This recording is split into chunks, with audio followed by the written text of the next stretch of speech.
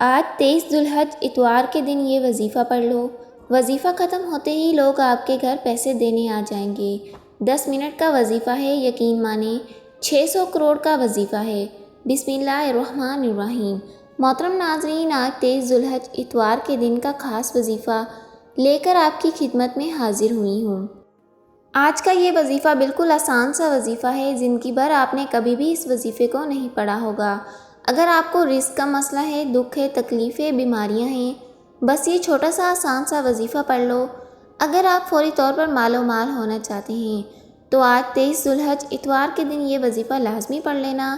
آپ لوگ اگر یہ وظائف کر کر کے تھک چکے ہیں تو میری بات مان کر آج ہی یہ وظیفہ کر لیں، صرف ایک مرتبہ پڑھ لو۔ اگر آپ لوگ اپنی زندگی میں اس وظیفے کو ایک بار پڑھ لو گے، انشاءاللہ اگر بڑی سے بڑی مشکل بھی ہوگی تو وہ بھی حل ہو جائے گی، اور بڑی سے بڑی رقم کی اگر آپ کو ضرورت ہوگی تو وہ ضرورت بھی آپ کی فوری طور پر پوری ہو جائے گی۔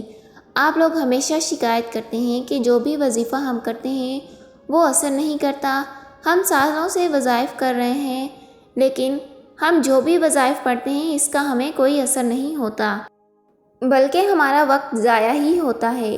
اس کی بہت ساری وجوہات ہیں، بہت سے مسائل ہوتے ہیں، لیکن آپ نے بالکل بھی پریشان نہیں ہونا اور گھبرانا نہیں ہے۔ بس آپ نے اپنے رب پر کامل یقین اور مکمل بھروسہ رکھنا ہے۔ اللہ پاک پر بھروسہ اور اعتماد رکھتے ہوئے یہ وظیفہ پڑھنا ہے، اور انشاءاللہ اللہ پاک آپ کو اپنے فضل کرم کی بارش برسائے گا، آپ کی خوب مدد فرمائے گا۔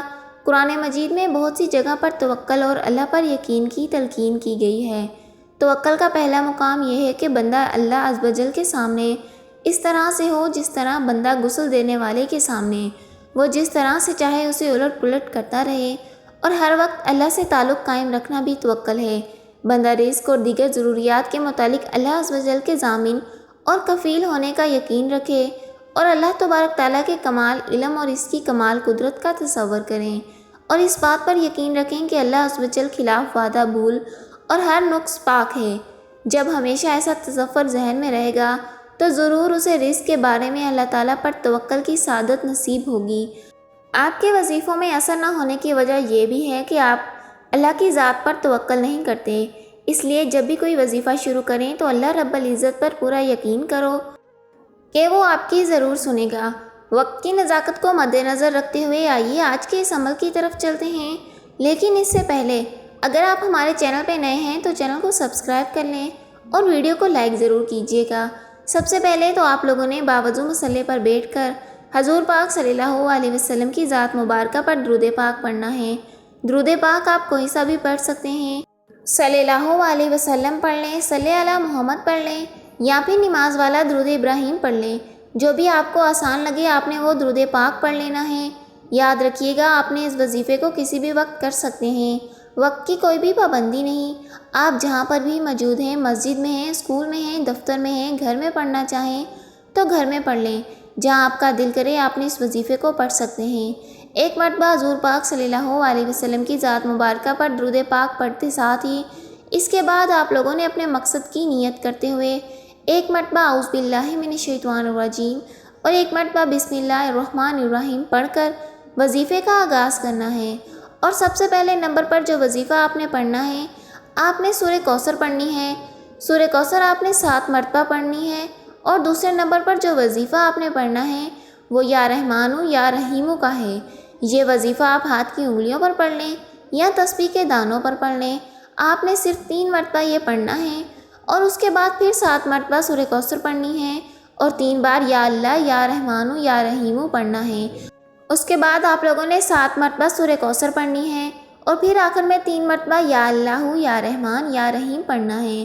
مطلب آپ نے ٹوٹل 9 بار یا اللہ یا رحمان یا رحیم پڑھنا ہے اور 21 مرتبہ سورہ کوثر پڑھنی ہے، اور پھر آخر میں وہی درود پاک پڑھ لینا ہے جو آپ نے شروع میں پڑھا تھا۔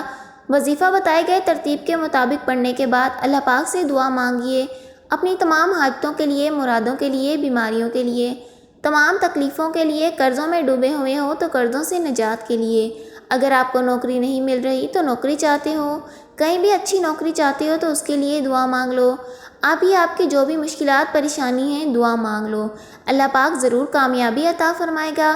اللہ عز و جل ہمیں دنیا اور آخرت میں بھی بھلائی عطا فرمائے۔ اے اللہ ہمیں دوزخ کے عذاب سے بچا۔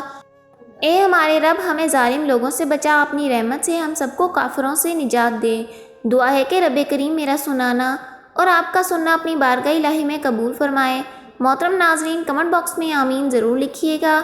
اللہ پاک ہم سب کا حامی و ناصر ہو۔ اللہ حافظ۔